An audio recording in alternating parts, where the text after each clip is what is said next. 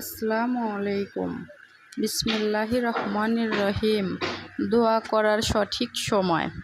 উঠতে, বসতে, খেতে, পড়তে, দিতে, নিতে ইত্যাদি কাজেই আল্লাহ রাব্বুল আলামিনের পবিত্র নাম স্মরণ করবেন। এছাড়াও এমন কতগুলো বিশেষ বিশেষ সময় ও মুহূর্ত রয়েছে যখন কোনো দোয়া করা হলে সাধারণত তা বিফল হয় না। আল্লাহ রাব্বুল আলামিন তার বান্দার ডাকে সাড়া দেওয়ার জন্য, বান্দার আবেদন নিবেদন শোনার জন্য সব সময় তৈরি আছেন। বান্দার সব সময়ের দোয়াই তিনি কবুল করতে পারেন এবং তা করেও থাকেন। এরপরেও তিনি কতগুলো সময়ের মাঝে বরকত নিহিত রেখেছেন। সেই সঠিক সময়ে অল্প ইবাদত ও সামান্য পরিশ্রম করেই আমরা বিপুল সওয়াবের অধিকারী হতে পারি। তাই দোয়া কবুল করার কয়েকটি সঠিক সময়ের কথা আমি বলি। আজানের সময়।